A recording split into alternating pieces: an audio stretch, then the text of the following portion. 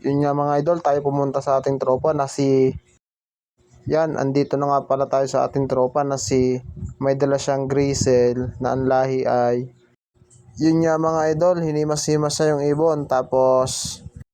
Bali, nagpalipad nga kami dito ng ibon mga idol. Kita nyo naman, naroon na sila. Hanggang sa napagdesisyon na namin dalawa ni paring na pumunta kay paring. Yun nga mga idol, binuksan niya na yung kanyang kulungan.